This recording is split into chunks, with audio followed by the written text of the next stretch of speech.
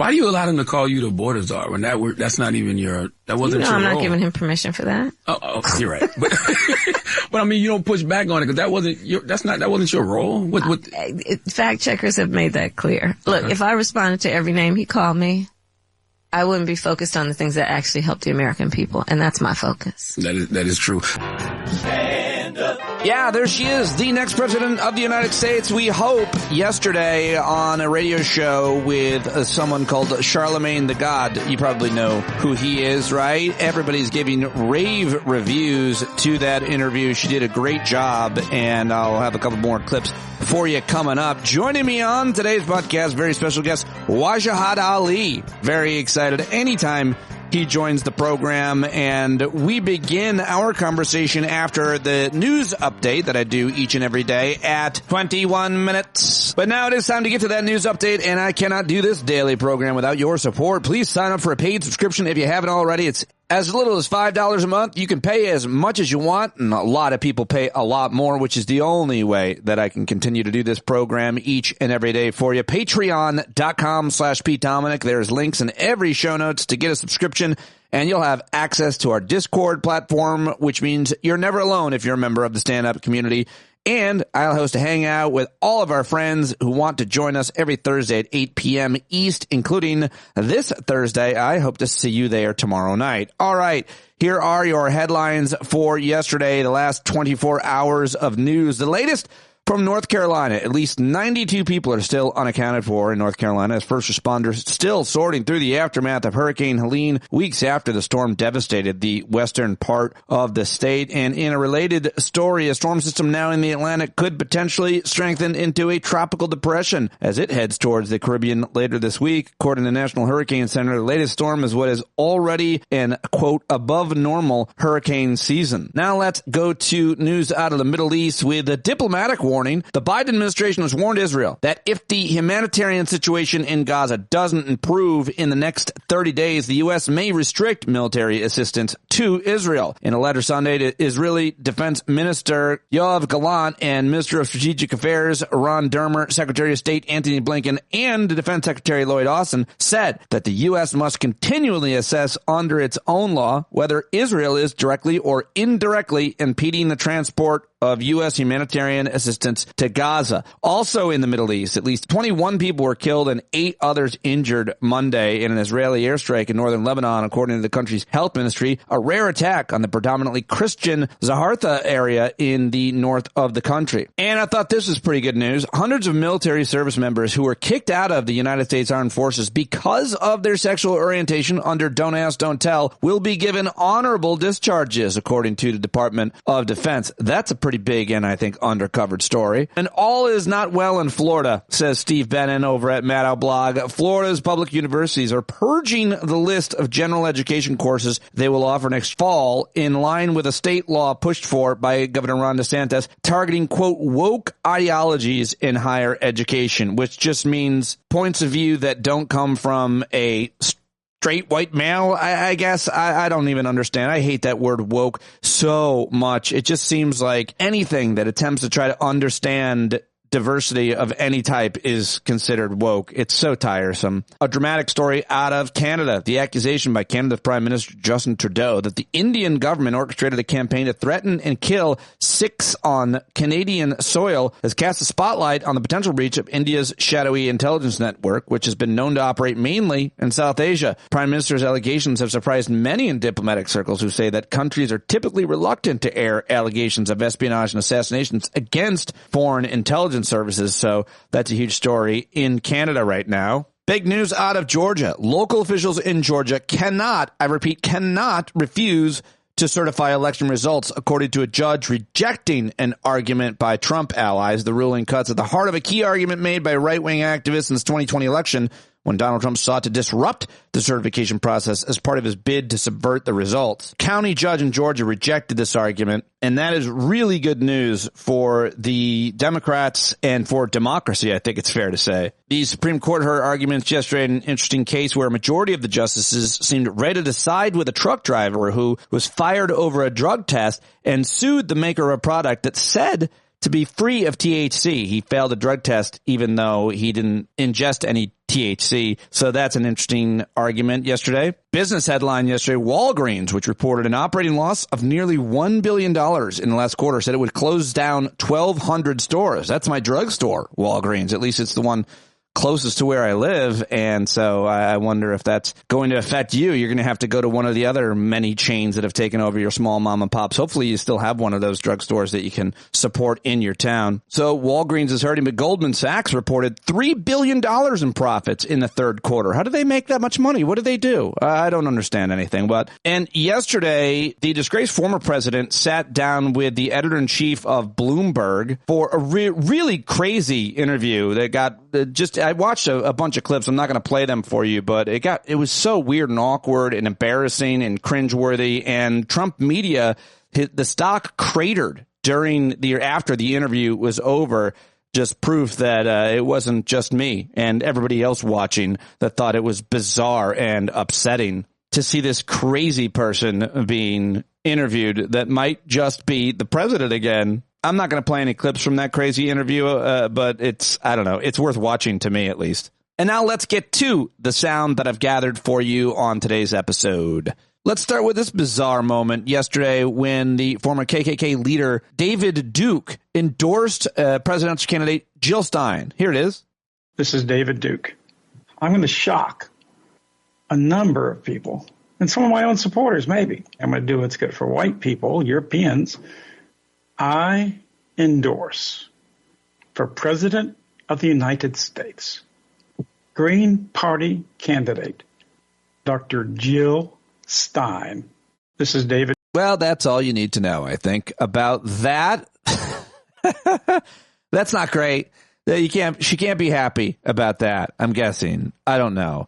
All right, well, if this doesn't move you, I don't know what will. This is a small focus group of young people that Stephanie Ruhle of MSNBC was conducting. And, well, it speaks for itself, but the young person that Stephanie Ruhle is talking to, I didn't see the context here, but seems to identify as non-binary or maybe even trans. I'm not sure that it necessarily matters, other than the point.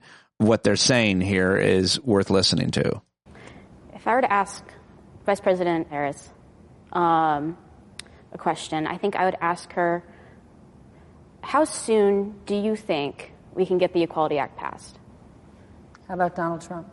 I would ask him, do you see me as a human? Oh. I also like this interview with some old white guys in the reddest county in Georgia. CNN reporter sat down and talked to these guys. I thought this is pretty good. You got to watch it, but I think the audio is good enough. Thank you. I have voted Republican, Yeah, I vote for the man. I don't vote for their party. So what are your thoughts on the election? What are my thoughts on what? On the election. Ain't much to think about it. Well, who are you going to vote for? The right person. Well, who do you think the right person It is? won't be Donald Trump. Okay, tell me why. Last time you saw him talking, did you watch his lips? Uh-huh. Were they moving? Uh-huh. He's lying. All right, well, so Mr. Wilson here was telling us that January 6th was a big disqualifier for him. It should have been. How do you feel about that? I feel about it like he's anti-American. He's trying to overthrow our government. And so are you thinking about voting for Harris? Yeah, I have to, or not vote. He's the only choice other than Trump. Yeah. If Corbett run, I vote for him. He was talking about, I think, his friend there. If he were to run, he would vote for him. Well, that's telling. And then there was, this was, I thought, pretty important statistic as well. I feel like we got a bunch of good news yesterday, but I thought this was maybe like one of the single most telling polling statistics that we've seen in this election, and it's real important. Let's go over to CNN's Harry Enton, who breaks it down for 2 minutes. Let's take a look here. The GOP's margin among white women. Look, Romney won him by 9, all right? Trump in 2016 won him by 6. You go back 4 years ago, Trump won him by 7. Look now, look how much lower Trump's margin is among white women. Look, he still leads, but it's well within the margin of error. It's just a point. He's doing 6 points worse than he did 4 years ago. In fact, he's doing the worst if this holds for a GOP candidate this century among white women, John. Well, how much do white women matter in the electorate? So this is the whole thing, right? How much do they matter? If you were to break it down, white women, white men, women of color, men of color, white women make up the plurality of the electorate, 36%. So, yesterday we were talking about those massive gains that Donald Trump was making among black men, black women. But the bottom line is they actually make up a considerably smaller portion of the electorate than white women do. So when we're talking about 5, 6-point shifts, 7-point shifts in Kamala Harris's direction, we're talking about that among a major part of the electorate, and that can actually move the overall electorate more than ginormous shifts among a considerably smaller part of the electorate. You can just John. do the math. More than double the impact, depending on how it all spaces itself out. Why? Why? I think that this gets at a pretty good reason why. All right. Abortion is the top voting issue. We're going to look at Michigan, Pennsylvania, Wisconsin, on average, where 80% or north of the voters are white. Look at this. The percentage of women who say that abortion is the top voting issue come November, 27%. Look at this gender gap. Among men in those states, it's just 7%. I think what we're talking about here is after Roe v. Wade was overturned in 2022, white women in the suburban areas, in these key battleground states, have very much turned against Republicans. And we're seeing in the polling right now, because Kamala Harris is doing historically well, at least this century, for a Democratic candidate among white women. And, of course, they make up a very large portion of the electorate. If she wins, it could ultimately be because she did so well with white women, John. As we said, big shifts with an F there, Harriet, and thank you. Thank you. All right, there you go. Well, that's good news. That'll make you feel good. Let's go, white women. Tell your white friends. Get out there, especially in those swing states, and vote for a woman, Kamala Harris, for president. I loved to hear that yesterday. And now let's get to a couple more of those clips with Charlemagne on the Breakfast Club radio station. It's Kamala Harris who got rave reviews for this discussion. Let's go to talkback, Eddie. Hi, I'm Bobby from Georgia, and I have a question for Kamala Harris. Could you please respond to Trump's claim that he's going to use the Alien Enemies Act of 1798 to round up immigrants if he wins the election?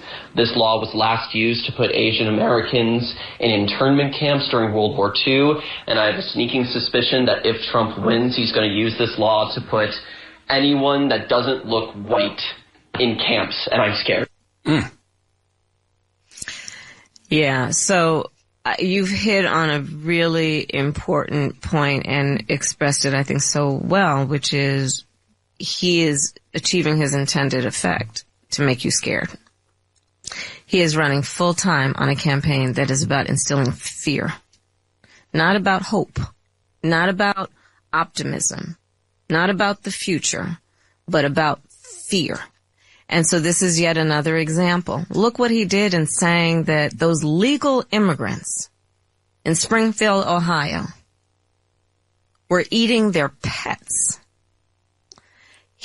And by the way, the hypocrisy of it abounds, because on the issue of immigration, let's be clear, some of the most conservative members of the United States Congress, working with others, came up with a border security bill, which was the strongest, toughest border security bill in a long, long time. It would have put 1,500 more border agents at the border. It would have reduced the flow of fentanyl into our country, which is killing people all over our country of every race and background. It would have allowed us to do more work on prosecuting transnational criminal organizations, which I have done in my career. Trump got word that that bill was afoot, knew it would fix the problem, and told his buddies in Congress to kill the bill. And you know why? Because he would prefer to run on a problem instead of fixing a problem. And he's running his campaign in a way that he does these rallies where people, by the way, walk out, and does these rallies to try and instill fear around an issue where he actually could be part of a solution, but he chose not to because he prefers to run on a problem instead of fix a problem. And we got to call it out and see it for what it is. Exactly. Well done. Perfectly said by Kamala Harris. And now here she is talking about what he would do with the Constitution other than rip it up and wipe his ass with it. His plan includes making it more difficult for working people to get by and to destroy our democracy. You know what he says he'll do? Terminate the Constitution of the United States. That's right. Let me remind folks, You know what's in the Constitution of the United States? The Fourth Amendment, which protects you against unreasonable searches and seizures. The Fifth Amendment, the Sixth Amendment, the 14th Amendment, and he's going to terminate the Constitution of the United States, which in most of those amendments, one thing or another was about a movement spurred by black people to ensure that we would be equally protected under the law. Come on. Oh, yeah. More good stuff. She was on fire yesterday. Great interview. I highly recommend watching the whole thing. Now here's Tim Walz out on the campaign trail making fun of Trump's super weird, awkward, just dancing for 30 minutes the other day. Now, I don't know if you saw last night, we were having a town hall and he got asked about health care and child care and didn't answer those. And then he spent 30 minutes standing on stage listening to music in front of this. So I'm going to be the first to say this. It is pretty funny stuff if he didn't want to be president of the United States. It's pretty funny stuff if he weren't going to try and deny women their reproductive rights. It's pretty funny stuff if he wasn't going to try and rip health care away from all of us with the ACA, or if he wasn't threatening us in different ways. So there you go, Tim Walz, a little bit of him yesterday on the campaign trail. Well done. I thought this was interesting. I saw this yesterday. Actress Edie Falco was at Letters Live, which is a live show in New York City's Town Hall. This is back in 2018, and it was floating around. I thought it was interesting, and I wanted to share it. In the wake of the violence in Charlottesville in 2017, a Salt Lake City resident named Jonna Ramey wrote an open letter to white nationalists that was titled, "What is Wrong with You?" Her letter was published in the Salt Lake Tribune and was read soon by millions. Edie Falco read that letter. This, again, is back in 2018, but I thought it was so great that I wanted to share it now. Well, to be fair, I just saw it yesterday for the first time. I am a 67-year-old American white woman. My parents enlisted in World War II to fight fascism. They both served. My mother was a nurse. My father navigated bombers. They lost friends in that bloody war so that the world could be free of fascism. They did not fight so that some white people could claim supremacy or that Nazis could openly walk the streets of America. White person to white supremacist person. What is wrong with you? People of European heritage are doing just fine in the world. They run most of the world's institutions, hold much of the world's wealth, replicate as frequently as other humans. You're not in any danger here. The world is changing, that's true. Others want a piece of the pie. They work for it, strive for it, and earn it. Technology, robotics, is having a greater effect on your job prospects than immigrants. Going forward, tackling corporate control and climate change will need all of our attention, ideas, and energy. Put down your tiki torches and your trite flags and get involved in some real work. By the way, the world won the war against Nazi fascism in the 1940s, just as America won the war against the Confederacy in the 1860s. Aligning yourself with two lost causes just labels you as profound losers. Yeah, there you go. I thought that was very well done. I'd never seen it before, and I wanted to share it because, unfortunately, it's still very, very relevant to what's happening today. All right, well, I like to end on a laugh, and I think Jimmy Kimmel is as good as anybody. I love his monologues. His writers are great. And here's just a little bit of the Monday night show. Feels like the longest election campaign of all time. As of tomorrow, we are 3 weeks from Election Day. We are in the somebody please put Trump in a home stretch of this thing.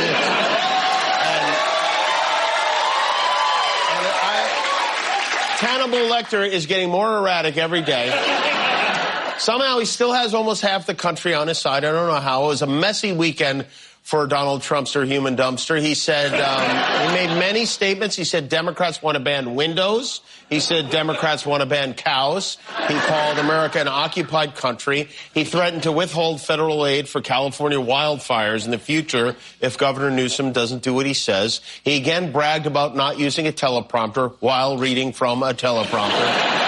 It's hard to believe that anyone is going along with this, but he got a big out in Aurora, Colorado, where the MAGA faithful assembled to bask in the glow of their dear Miss Leader and to denounce the woman who dares to run against him. Camilla, you can't fake it and make it to be the United States president. You may have faked it and made it since day one, but you know what? Why did Hillary Clinton not become America's first woman president in 2016? Because when she was Secretary of State, look at Benghazi. What the was she doing? And Camilla, you. Powerful testimony. Yes, powerful indeed. Almost as powerful as the antipsychotic medication that woman forgot to take before the interview. Yeah, no shit. That was wild. That was a wild ride. How about it, huh? There you go, Jimmy Kimmel. And those are your clips. Those are your headlines. Everything from yesterday's news. Now let's get to my conversation with Wajahat Ali, who is always great on this show. A great friend of mine and of the show. You should get his book. You should support him on Substack. That's the best thing you can do is go get a paid subscription to The Left Hook. That's thelefthook.substack.com. His website is wajali.com for more. Get his book and follow him on social media. Let him know that you heard him here. Listen to his podcast with DAnielle Moodie, who it's great. They do a great job on Democracy-ish. Go definitely listen to that. All right, let's do it right now with Waj. This is Wajahat Ali joins me now. It's great to see you. I know you were up late watching Trump sway back and forth on stage for 30 minutes, and I wanted to see why you thought it was so engaging and interesting to both those watching at home and those in the wherever he was. To quote the New York Times, I thought it was a really wonderful, quote, improvisational departure. And the swaying and the waddling back and forth and the milking of the udders, these three dance moves lulled me into a type of ecstatic soma, where even though I haven't taken drugs, but I assume that's how it would feel if I had a downer. And I just was lulled into a comfort that this man who refused to answer questions at his rally and instead swayed randomly for 35 minutes to music and then canceled a CNBC interview and refuses to talk to 60 Minutes and refuses to do another debate and said that he'd unleash the military against Americans and said he'd do the Alien Sedition Act. I felt comforted that this man is a nose hair away from being president again. But I don't know. How about you? I think he's fine. I think he's probably just messing around with us. I don't think he needs to put out his health records. Kamala Harris has put out her health records. He immediately attacked him, said she's got some real issues, some serious issues with her allergies, Trump said. But he's not put out his medical records, and he seems fine. Yeah, and he's also the oldest man to ever run for office. I think I've never seen him do a push-up. I think if he did, he would die. Please don't do a push-up, Donald Trump. He also hasn't released the medical records of him surviving or his ear surviving the assassination attempt. Yeah. We don't know what damage was done to him. He also doesn't really have a healthy diet. He also slurs his words. The time that he did speak, in fact, it was probably better for him to dance instead of speak, because I don't know if you heard him speak at the rally. He talked about Hannibal Lecter, made up words like Asiatics or something. When a journalist asked him a simple question about his plan to help small businesses, he talked about gas versus electricity. Then he talked about a hydrogen car exploding. A person at his rally passed out. And as he was on a gurney, passed out, he mocked him and said, hey, he should lose weight. I think, again, this is very comforting. This shows fit character.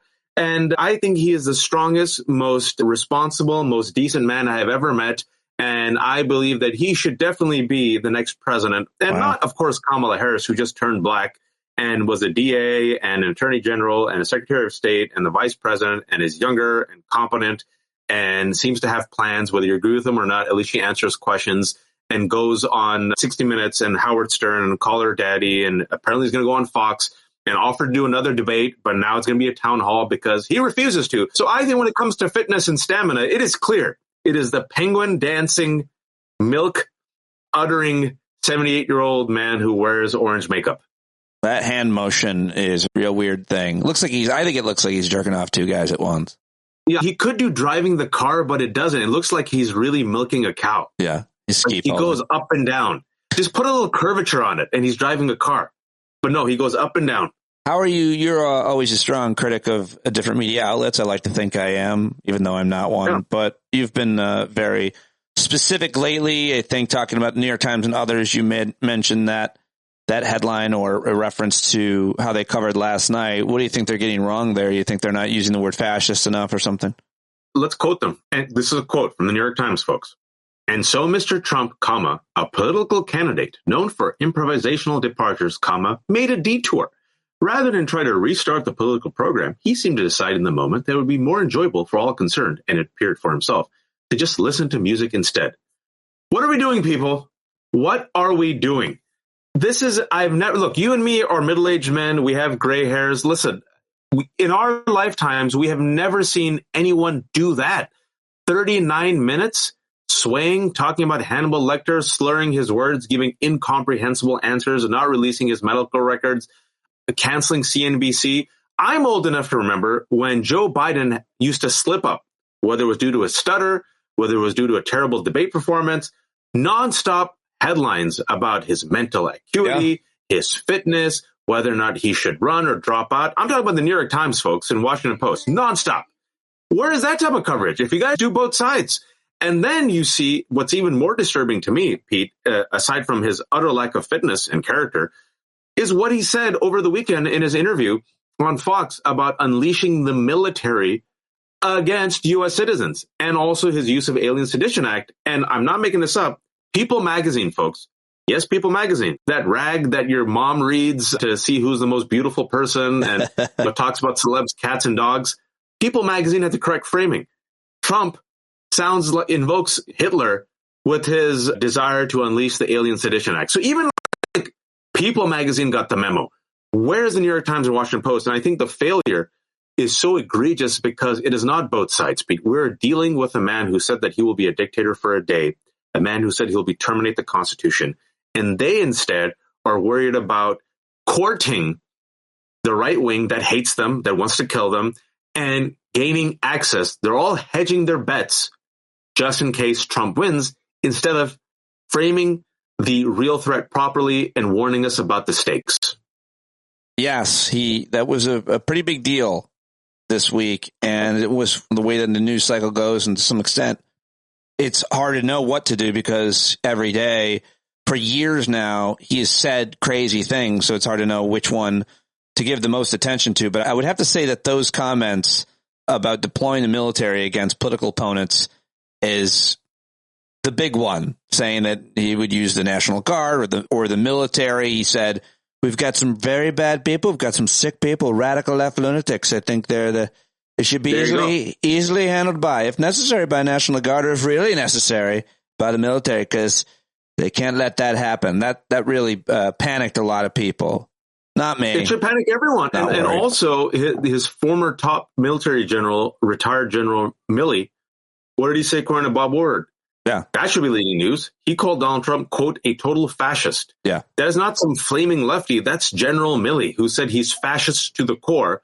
And coinciding with that revelation was that whopper. Radical leftist is so broad that can mean poll workers, politicians he doesn't like, law enforcement, journalists, even Republicans like Mike Pence. So the fact that a former president is openly saying that he's going to unleash the military against U.S. citizens and then invoke the Alien Sedition Act to go after migrants or those who are foreign born, which was used, again, by FDR during World War II to intern American citizens of Japanese descent. We look back on it with horror, the fact that this country did. That's when it was invoked, folks. So he is telling you straight up, I'm going to be a fascist.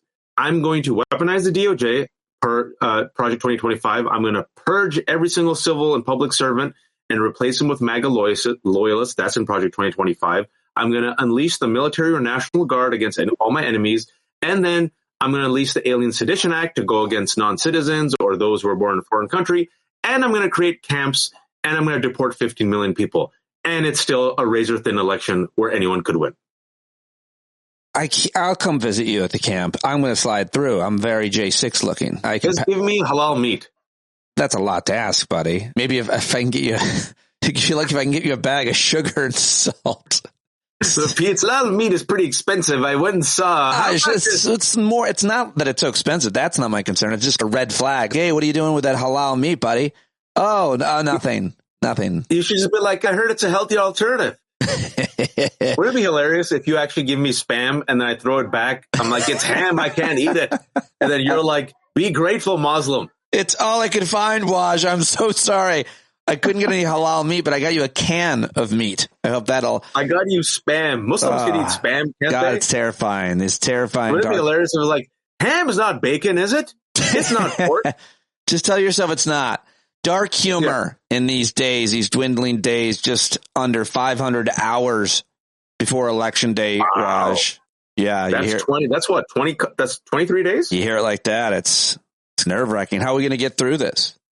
Man, listen, Democrats, for better or worse, have gone in with an interesting strategy. I hope they're right, in which they are bear-hugging Republicans and drop-kicking progressives, right? They are bear-hugging war criminals like Dick Cheney and Alberto Gonzalez and Liz Cheney, and she's going on Fox and Joe Rogan. Great. But at the expense of actually courting progressives, which is why I think some of her favorabilities have gone down, because some progressives, especially the uncommitted or people are really pissed off about this never-ending war, which is now expanded from Gaza to Lebanon. They're like, wait a second, this is a mixed messaging. You first said you were going forward, not going back, and now you're just hanging out with Republicans. But look, they probably did the data crunching, and they think in the swing states that this type of strategy might win over. Some swing voters or undecideds or independents. I hope they're right. I hope they're right, Pete. I really do. And it's going to come out to turnout right now, according to the polls. She's up 3. There is fatigue of Trump. I believe what she did yesterday in Pennsylvania, where she did the clip of Trump saying all the batshit things that you and I have said. While she was doing a rally, she threw to a big screen that was up in the rally, almost like she was hosting her own television show. And doing that in the arena, why do you think that was effective? I'm confused by that. I thought it was interesting. It was different. But why was that a technique that somehow explained it to me? Two things that I think the reason why it was effective is, first and foremost, it gives you a clear differentiation between Kamala Harris and Donald Trump. And a lot of people are overwhelmed with disinformation, too much information, or amnesia. In his own words, repeatedly for a minute, he says the scariest shit that you and I have just said. It's not just her saying it. In those clips. It's him saying it, right? Number 2, he just said it literally over the weekend and last week. The second thing I would like to add, and I think this will actually help her, Donald Trump is the oldest candidate. He does not have the stamina. Look at what he did at the rally yesterday. Look at how he is slurring his words. And I think Aaron Blake at the Washington Post earlier today did this chart, that showed that even though it's not the same numbers as Biden, meaning that people are worried about the age, you're seeing this in Wisconsin over the past couple of weeks. A lot of voters are concerned about Trump's age and fitness. Now you play that clip, especially in these swing states, and if people are deciding, I'm not excited about Kamala, I'm excited about Trump, this dude doesn't look well. Oh, shit, he said that about the military and dictatorship? People forget. This is the United States of amnesia. We forget about everything. I think those two things, when you compare it, contrast it, really shows you they ain't both sides. This woman's young.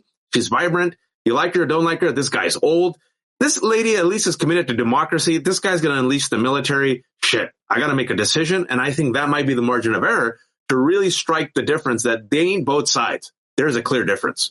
Said United States of amnesia, United States of apathy as well. Yeah, absolutely. USAA. Some people think it's a military benefit. No, it's just an acronym for what Waj and I are referring to with one of the main kind of structural or psychological problems in America, amnesia and apathy and a lack of understanding. We're in the home stretch now, and it is really very terrifying and stressful to see it this close. And I will be so relieved when she wins. It'll be so much more of a relief if she wins big, so they can't have a strategy of lawsuits and insurrection. I'm sure you're concerned about how they're preparing to not revive the big lie, because it's never died. It's never died. It's still going. He's still lying about 2020. He's already lying about 2024 with immigrants fraudulently voting, which they can't do, and they never have done to any rates that would affect the outcome of an election. Because why would you do that? Why would you vote? Why would that be a crime anyone would commit? You just got in the country and you're like, I think I'll go vote. For what?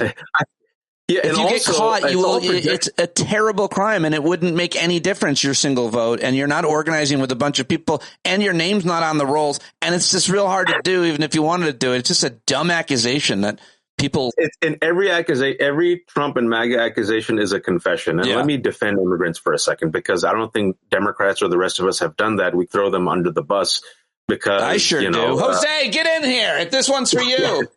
I want to strangle you, Jose. Come here now or I'll kill you. It'd be amazing if a giant Hispanic man walked into my frame right now. And he just bashed your face in. And then he voted.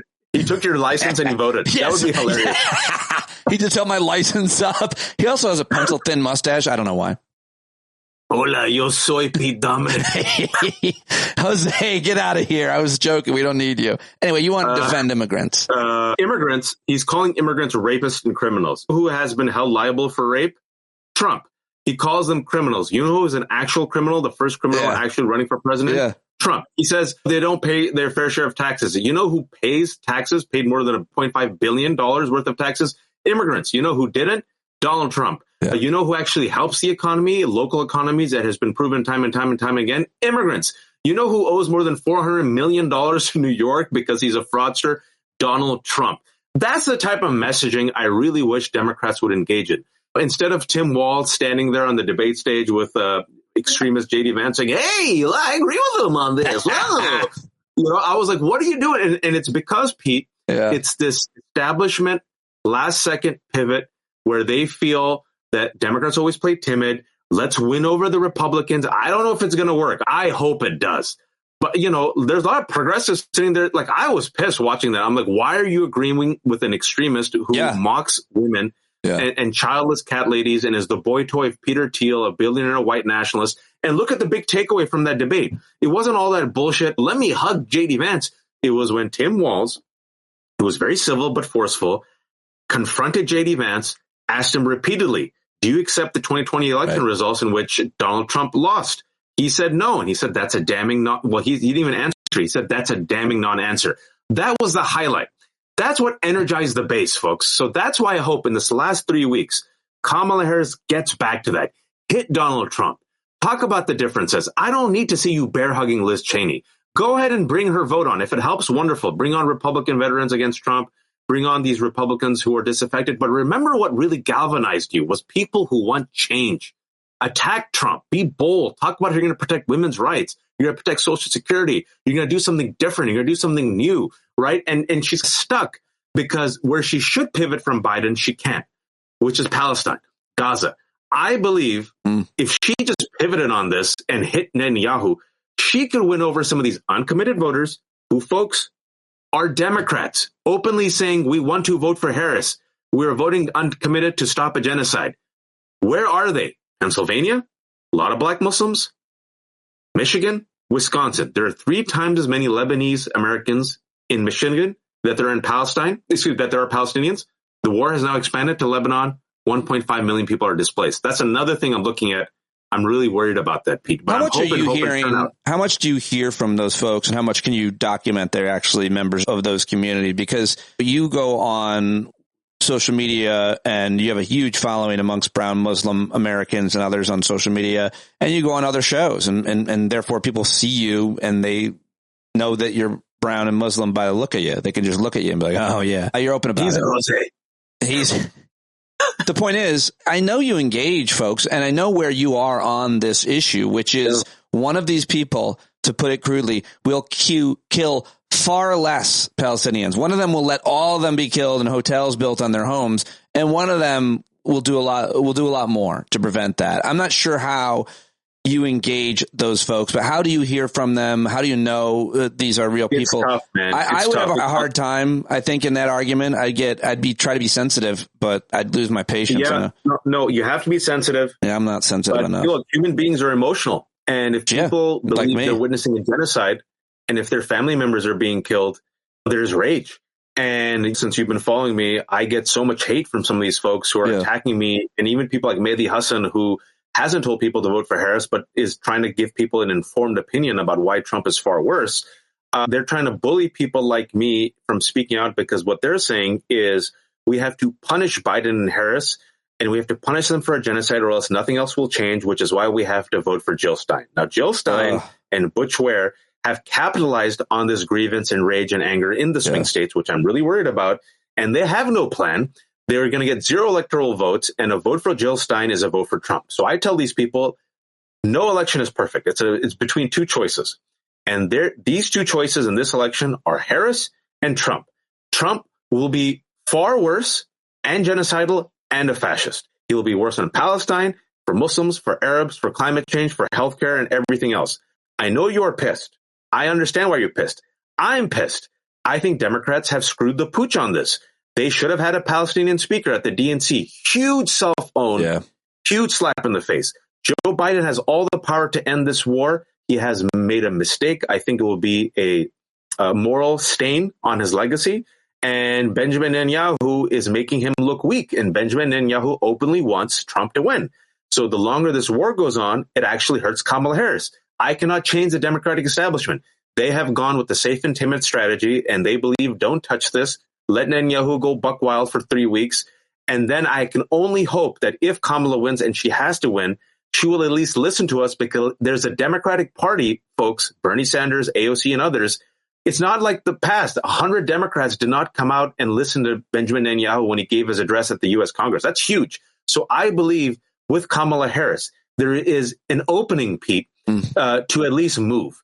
And so that's the type of pitch I'm giving to folks. And I could tell you on social media and out loud in communities, the people who say punish Harris, don't vote for her are loud. But I can also tell you on the DL, a lot of people are coming up to me and say, I can't say it publicly because I don't want to get bullied like you.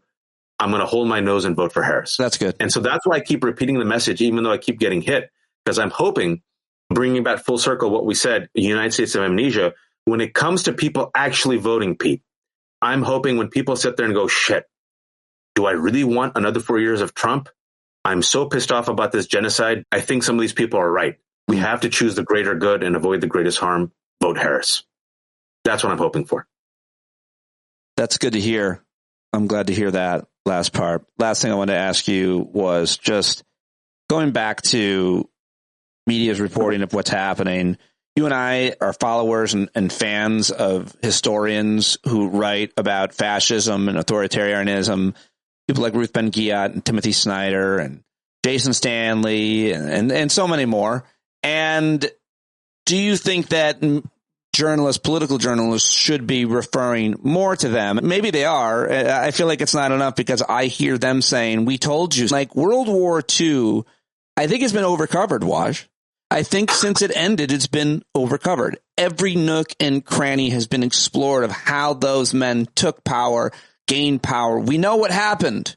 We know what happened. So when we hear these experts warning us and saying they're using very similar playbooks, and you're already seeing it happening, certainly obviously in other countries, and it's already happened here, what do you think of the views of those experts being represented or not being represented enough especially in this home stretch when we're hearing just the clarion call of Mussolini and Hitler and Orban and everyone else? Too little, too late. I'm glad they're doing it. CNN yesterday literally put up a definition of fascism.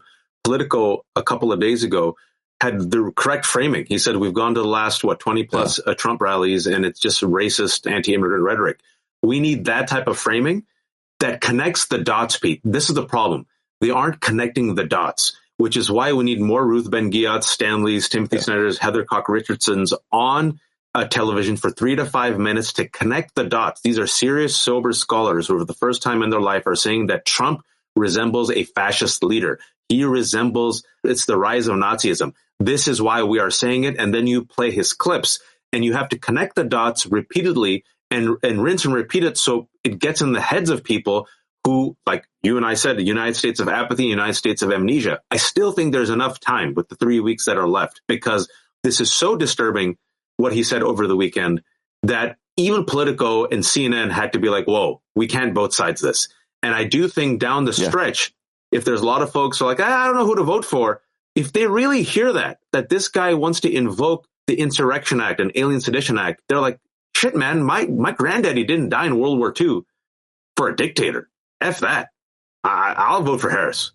That can still, and not only that, it informs people about the stakes. Yeah. It is actually you doing your job as a journalist. You're not putting your thumb on the scale. You are giving context to people.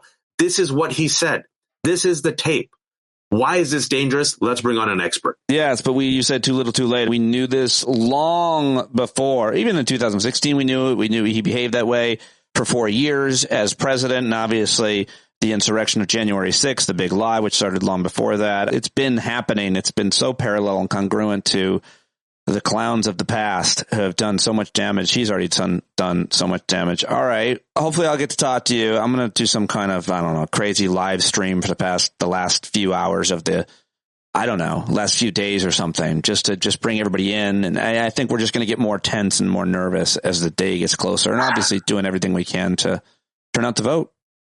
Don't get tense. Don't get nervous. Just put in the work. Oh, okay. Don't underestimate. But don't get, in all seriousness, what's common to us isn't common to everyone. And I just want to leave this for you and your listeners. You think people know. People don't know. People aren't stupid. I remember, I'll just say this. There was recently, I've had conversations with enough people, smart people, who say stuff like this, but both sides are the same. They haven't heard of Project 2025. They haven't heard of Trump talking about the Insurrection Act. And when I calmly break it down to them, it only takes 5 to 7 minutes. These otherwise intelligent, opinionated people are like, I didn't know that. And you can see them just sit there and go, whoa. Because they think, folks, it'll be the same. What they think is the institutions will hold. And yeah, Trump will win. And we survived them already. So whatever. But they don't realize that this is different.